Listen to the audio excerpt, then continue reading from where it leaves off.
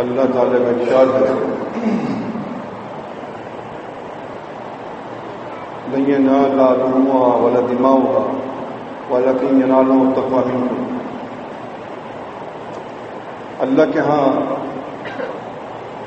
تمہارے خون اور گوشت نہیں پہنچتے، اللہ کے ہاں جو چیز پہنچتی ہے وہ تمہارا تقوی ہے، پرہیزگاری ہے۔ آپ جانتے ہیں کہ قربانی کے سلسلے میں جانور پہ جو شرائط عائد کیے گئے ہیں، ان شرائط کی روشنی میں خود یہ بات واضح ہو جاتی ہے کہ جو جانور آپ ذبح کر رہے ہیں بسم اللہ واللہ اکبر کہہ کر، گویا کہ اس کی بڑی اہمیت ہے۔ وہ جانور کی حرمت کے لیے قرآن و حدیث کے اندر بہت کچھ بتایا گیا ہے۔ تو لہٰذا جب آپ جانور خریدیں تو اس میں کسی قسم کی ریاکاری نہیں ہونی چاہیے، کیونکہ اگر ریاکاری ہوگی تو جو آیت میں نے پڑھی ہے وہ اس کے بالکل خلاف ہے۔ شوبازی ہوگی، ریاکاری ہوگی، لوگوں کو دکھانے کے لیے کوئی کام کر رہے ہیں، تو یہ تمام چیزیں جو ہیں جو ابو داؤد کی حدیث ہے یہ شرک صغیر میں آتی ہیں۔ ریا جو ہے وہ شرک صغیر ہے، شرک کبیر ہو یا صغیر ہو، کرنا کوئی سا بھی نہیں ہے۔ ہمیں چھٹکارا جبھی ملے گا جب ہم دونوں شرکوں سے نجات حاصل کر لیں گے۔ اصل میں آدمی نادانستہ طور پہ وہ سمجھتا نہیں ہے، مطلب اسے جانور خریدا اور وہ جانور کو خوب اس نے سجایا، اس کو صحت مند کیا، اب وہ اس کو گھماتا پھرتا ہے، بتاتا پھرتا ہے کہ میں نے اتنا کا لیا ہے، میں نے اس کو ایسا کیا ویسا کیا۔ ان تمام چیزوں کی ضرورت نہیں ہے۔ آپ نے ایک جانور خریدا اللہ تعالیٰ کے لیے، اللہ کے لیے قربان کرنے کے لیے۔ اللہ تعالیٰ نے خود فرمایا، اللہ کے نبی نے فرمایا صلی اللہ علیہ وسلم نے کہ جب جانور خریدو تو اس کی تمام چیزوں کو چیک کرو، اس کے سینگ دیکھو پورے ہیں، کان پورے ہیں، آنکھ دونوں سلامت ہیں، بہت زیادہ کمزور دبلا تو نہیں ہے جو واضح ہو رہا ہو کہ واقعی بیمار ہے، لنگڑا تو نہیں ہے، کان کٹا، یہ تمام چیزیں دیکھی جاتی ہیں۔ گویا کہ یہ پہلا جانور ہے جو بقرہ عید پر ذبح کیا جاتا ہے، جس کی تمام چیزوں کو چیک کیا جاتا ہے۔ ورنہ آپ دیکھیں، آپ کرتے ہیں عقیقہ، عقیقے میں 1 اور 2 کی شرط ہے، لڑکی ہو تو 1، لڑکا ہو تو 2، بس ختم معاملہ۔ وہاں پر نہ کوئی 2 دانت بتائے گئے ہیں، نہ کوئی یہ کہا گیا کہ اس کے تمام اعضاء پورے ہوں۔ وہ ایک قسم کی صدقہ ہے، قربانی ہے کہ بچہ جو ہے جب پیدا ہوتا ہے تو مرحومانہ وہ گروی بڑا ہوتا ہے، اس کو گروی سے چھڑانے کے لیے صدقہ کرنا پڑتا ہے۔ اگر آپ عقیقہ نہیں کریں گے تو بچہ گروی ہی پڑا رہے گا۔ تو آپ جانتے جو چیز گروی ہوگی تو کسی دوسرے کے قبضے میں ہوگی، آپ کا اختیار تو اس پر رہے گا نہیں۔ اس لیے فرمایا اللہ کے نبی صلی اللہ علیہ وسلم نے کہ قربانی جو ہے اس کے تمام شرائط لاگو ہوتے ہیں، جو عقیقہ ہے اس میں 1 اور 2 کی شرط لاگو ہوگی۔ ہاں الا مسنہ، جو جانور آپ دیکھ رہے ہیں وہ 2 دانت ہونا چاہیے، خصی نہ ہو، ہانڈو بکرا ہو غیر خصی، کیونکہ جب اس کے آپ فوطے نکال دیتے ہیں اس کو مرد بردانی قوت اس سے چھین لیتے ہیں، تو آپ دیکھیں گے کہ وہ بکرے کے چہرے پر بھی وہی آثار نمودار ہوتے ہیں جو ایک بکری پر ہوتے ہیں۔ خصی بکرے کو اور بکری کو دونوں برابر کھڑا کر کے دیکھ لیجئے، چہرہ دونوں کا ایک جیسا ہو جائے گا۔ تو یہی وجہ ہے کہ رسول اللہ صلی اللہ علیہ وسلم نے منع فرمایا ہے کہ جانور کو خصی نہ کیا جائے۔ اب آپ کہتے صاحب جانور کو ہم تو خصی نہیں کرتے، خصی تو وہ لوگ کرتے جو بازار میں بیچتے ہیں۔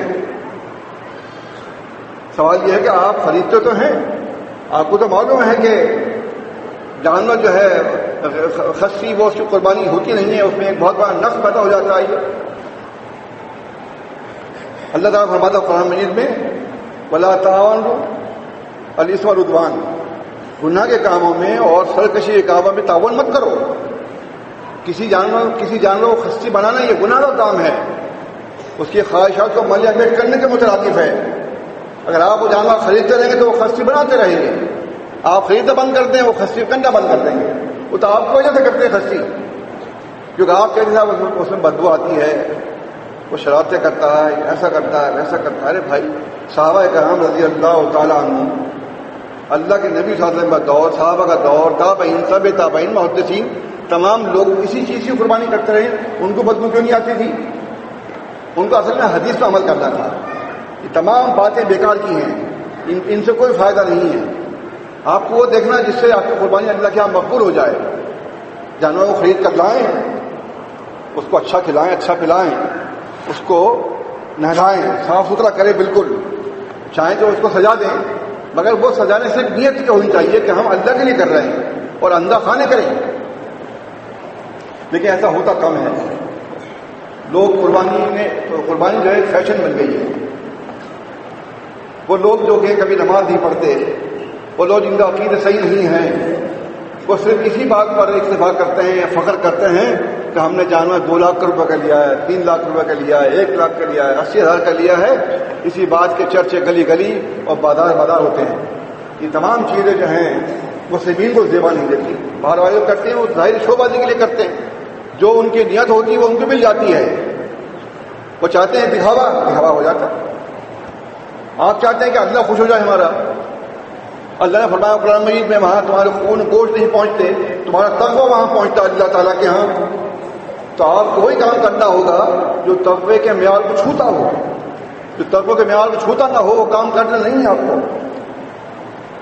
تو معلوم یہ ہوا کہ اللہ کے نبی صلی اللہ علیہ وسلم اور صحابہ کرام رضی اللہ تعالیٰ عنہم جو قربانی کرتے تھے وہ صرف اللہیت کی بنیاد پہ کرتے تھے. انی وجہت وجہ فاضل السماوات والارض, کیا کہتے ہیں, چھری پھیرتے ہیں آپ.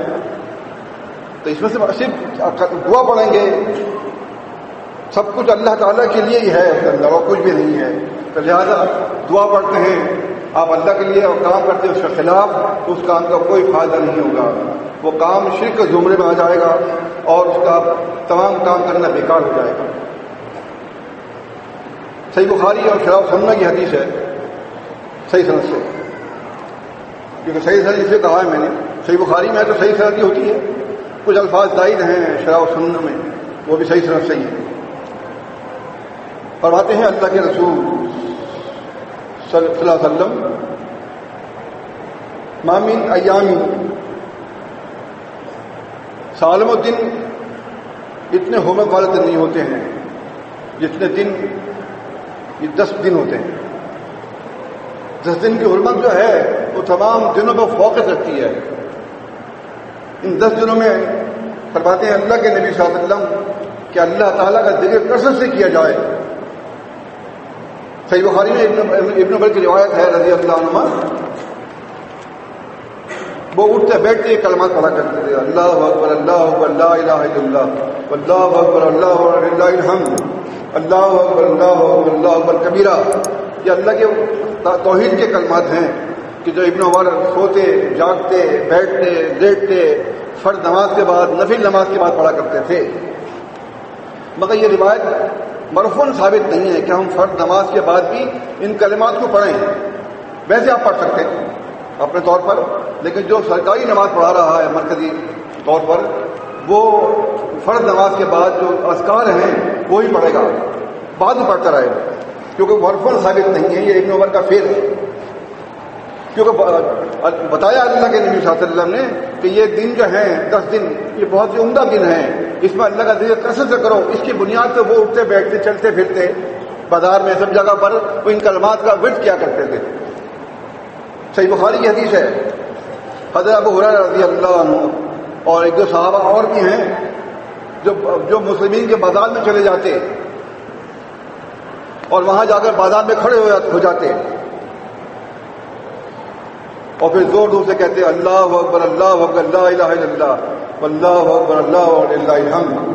تو صحابہ کرام رضی اللہ تعالیٰ عنہ تابعین جو کاروبار کر رہے ہوتے تھے وہ کاروبار چھوڑ دیتے, ان کی آواز میں آواز ملا کر ان کلمات کو پڑھتے رہتے، یہاں تک کہ آسمانوں تک یہ پکار پہنچ جاتی۔ جب پورا بازار مل کر اللہ اکبر کی صدا لگائے گا تو آپ جانتے ہیں کیا کیفیت ہوگی، کیا منظر ہوگا وہ۔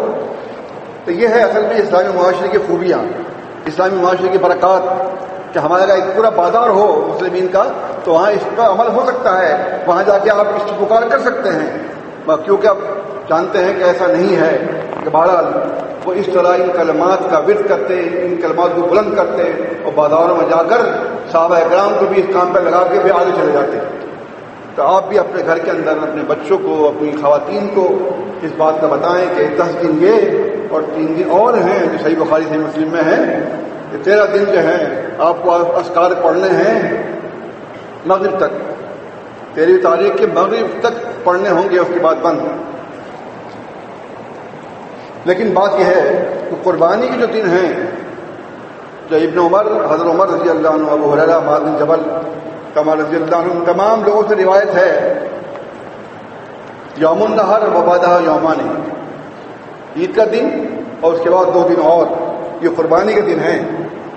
صحیح بخاری صحیح مسلم میں بھی ہے کہ اللہ کے نبی صلی اللہ علیہ وسلم نے منع فرما دیا تھا کہ 3 دن سے زیادہ گوشت کوئی نہ رکھے، لیکن اگلے سال ہی اتنی فراوانی ہو گئی اور صحابہ کرام کی جماعت اتنی قربانیاں کرنے لگی، پھر فرمایا اللہ کے نبی صلی اللہ علیہ وسلم نے کلوا وادخروا، اب تم کھاؤ اور ذخیرہ کر سکتے ہو، کوئی بات نہیں ہے۔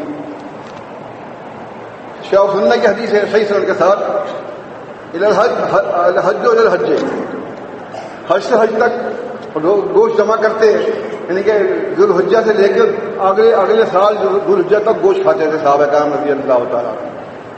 تو اس طریقے سے جب فرما دیا آپ نے وادخروا کہ ذخیرہ کر سکتے ہو، تو اب 3 دن کی پابندی ختم ہو گئی۔ 3 دن سے یہاں سے ہی معلوم ہوتا ہے کہ قربانی 3 دن کی ہے، 4 دن کی قربانی نہیں ہے۔ عید الاضحیٰ کے لیے جب آپ نکلیں گے تو آپ بغیر کچھ کھائے نہیں لیں گے، جو احمد ابو داؤد وغیرہ میں صحیح سمجھتے ہیں۔ عید الفطر میں تاک کھجوریں کھا کے نکلنا ہوتا ہے، اور عید الاضحیٰ میں بغیر کچھ کھائے نکلنا ہوتا ہے، یہ سنت ہے۔ پھر آپ جائیں گے عید کی نماز پڑھنے کے لیے راستے میں یہ کلمات پڑھتے رہیے، اللہ اکبر اللہ اکبر لا الہ الا اللہ واللہ اکبر اللہ اکبر للہ الحمد اللہ اکبر اللہ اکبر اللہ اکبر کبیرہ۔ اس کلمات کی صدا بلند کرتے ہوئے عیدگاہ پہنچ جائیے، عید کی نماز پڑھیں، واپس آئیں، پھر قربانی کریں، پھر قربانی میں سے کھائیں، ناخن کاٹ دیں، مونچھیں پس کر لیں، جو بھی اور بال جو کاٹنے کے ہوتے ہیں ان کو کاٹ دیں۔ وہ حضرات، وہ مسلمین کہ جو قربانی کرنے کی استطاعت نہیں رکھتے ہیں، تو فرمایا اللہ کے نبی صلی اللہ علیہ وسلم نے کہ وہ بھی اپنی مونچھیں پس کر لیں، دھیرے بال مونڈ دیں، ناخن کاٹ لیں، بغل کے بال جو ہیں ان کو اکھیڑ دیں، تو ان کو بھی قربانی کا ثواب مل جائے گا۔ مطلب اللہ تعالیٰ نے کسی کو محروم نہیں رکھا، جو قربانی کر سکتا ہے وہ بھی ثواب حاصل کر رہا ہے، جو قربانی نہیں کر سکتا اس کو بھی مایوس نہیں کیا، اس کے بھی بتا دیا ہے کہ وہ بھی ان تمام چیزوں کو اگر جان دیکھنے کے بعد نہیں کاٹتا ہے، مونچھیں نہیں کاٹتا ہے، ناخن نہیں کترتا ہے، زیر ناف بال نہیں مونڈتا ہے اور بغل کے بال نہیں کاٹتا ہے، اور پھر وہ قربانی کے بعد یعنی نماز پڑھنے کے بعد کاٹ دیتا ہے، تو اس کو بھی قربانی کا ثواب مل جائے گا۔ اب سوال پیدا ہوتا ہے، یہاں پر بعض لوگ پریشان ہوتے ہیں، من اذیتہ کلوا من اذیتہ، اپنے ہی قربانی میں سے کھاؤ۔ یہ ان کے لیے ہے جو قربانی کرتے ہیں وہ کھا لیں، اگر قربانی وہ نہیں کرتے جو لوگ، ان کے لیے یہ پابندی بھی نہیں ہے۔ دوسری بات یہ کہ بعض موقع پر آپ سمجھتے ہیں کہ ہم مجبور ہو گئے ہیں، بعض لوگ اثر تک بھوکے بیٹھے رہتے ہیں، تو کسائی نہیں ملتا کاٹنے کے لیے، بہت سی باتیں ہو سکتی ہیں۔ تو ان تمام چیزوں کو بہرحال اگر کوئی کرتا ہے تو وہ اس کی ہمت ہے، ہم یہ نہیں کہتے کہ وہ نہ کرے، وہ اگر وہ حدیث پر عمل کرتا ہے کہ میں قربانی اپنی قربانی میں سے ہی کھاؤں گا، ٹھیک ہے، اس کو چاہیے کہ پہلے سے بندوبست کر کے رکھیں۔ آپ جانتے ہیں کہ قربانی کے دن جو پروفیشنل قصائی ہیں وہ تو ملتے ہی نہیں ہیں،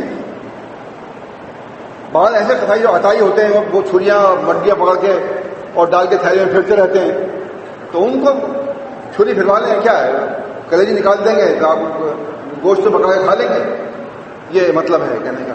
لیکن یہ ہے کہ وہاں گوشت جیسے وہ بنانا چاہیے ویسے نہیں بنتا ہے، لیکن بہرحال یہ بھی ایک طریقہ ہے گوشت بنانے کا اور جانور کٹوانے کا، ایسا کریں۔ دوسری بات یہ جو ابو داؤد کی صحیح حدیث ہے، چھری کو جانور کے سامنے تیز نہ کریں، اس کو ڈبل موت مت ماریں، کیونکہ ظاہر ہے ایک تو وہ اس کو آپ ذبح کریں گے، لیکن اس کے سامنے چھری میں تیز کر رہا ہے کسائی بیٹھا ہوا، تو یہ آپ کا کام ہے اس سے کہیں خود چھری باہر تیز کر کے آؤ، جانور کو مت دکھاؤ چھری، اور چھری تیز ہونی چاہیے کہ جب آپ بسم اللہ واللہ اکبر کہیں ایسے تو دھار جو ہے نا اس کی جو فوارہ ہے خون کا اچھل کے جائے، تو سمجھ لو چھری صحیح تیز تھی۔